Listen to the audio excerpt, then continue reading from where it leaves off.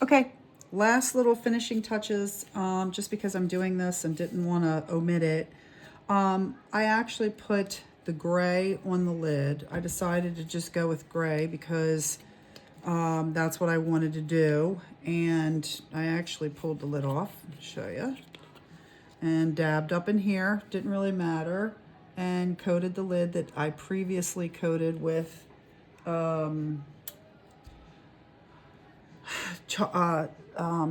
Mod Podge. And I'm going to use next, we're going to move on to the, gosh, I'm misplacing stuff. This is terrible. Oh, it's over there. I'm going to move on to the acrylic varnish where I seal this.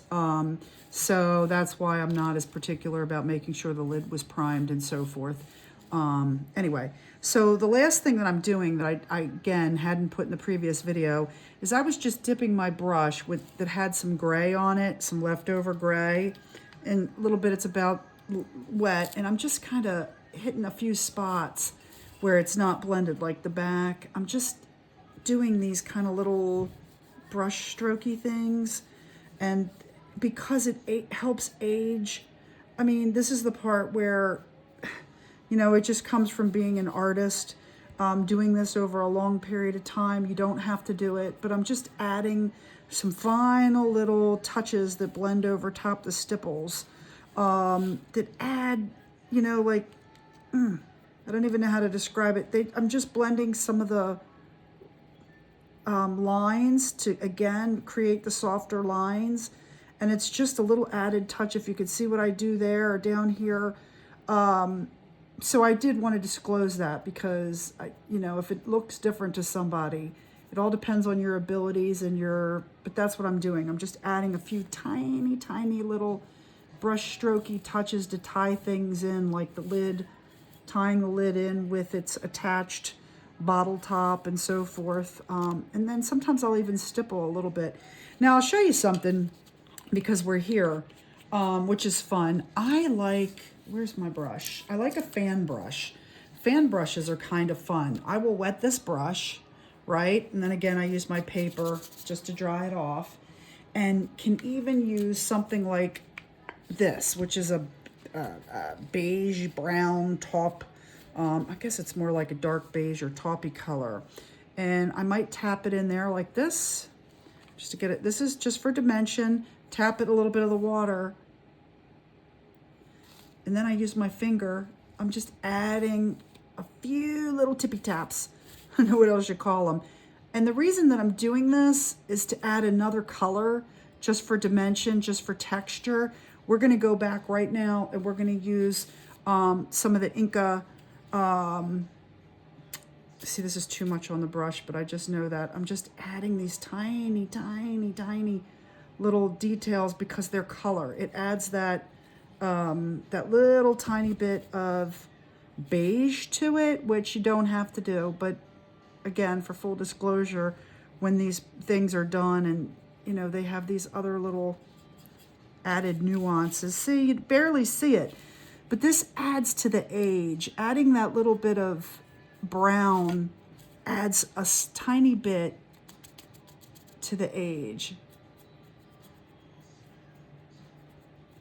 I'm just using my tools to help me do this. And I'm just touching light, light, light, barely noticeable, tiny, tiny little accents. And I'm taking most of it off the brush because I don't want a lot of it. I just want a little tiny bit of detail on some things like this. I'm sure I sound like a crazy person, but that's okay. Artists are usually kind of crazy anyway. So I'm just adding these tiny, tiny little bit.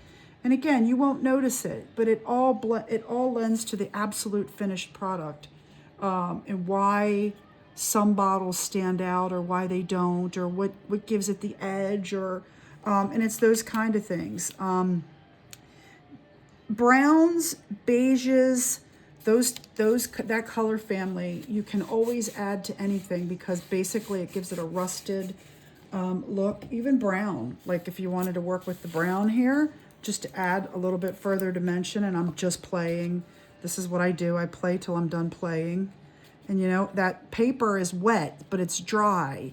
I'm tapping this. I hope you can see it. You might not be able to see it. But anyway, where I dried my brush off, when I took it out of the water, I left a little bit of wetness, and that helps. See, now this is brown, and I'm going in with the brown. Brown is for aging. It's barely there, barely, barely, barely there. But it's in there.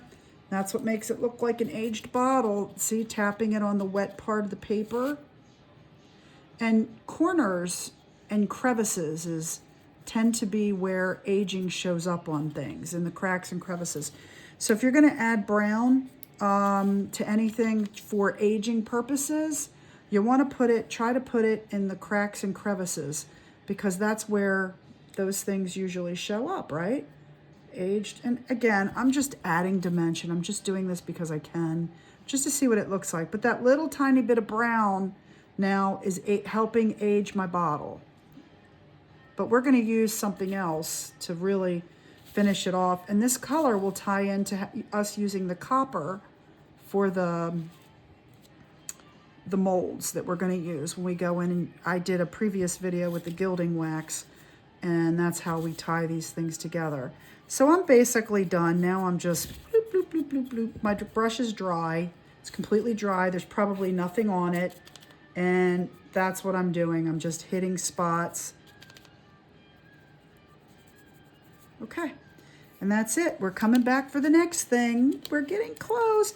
Anyway, this is the fun part to me. I don't have to spend this much time doing blending, but I really like the end results. It makes a difference.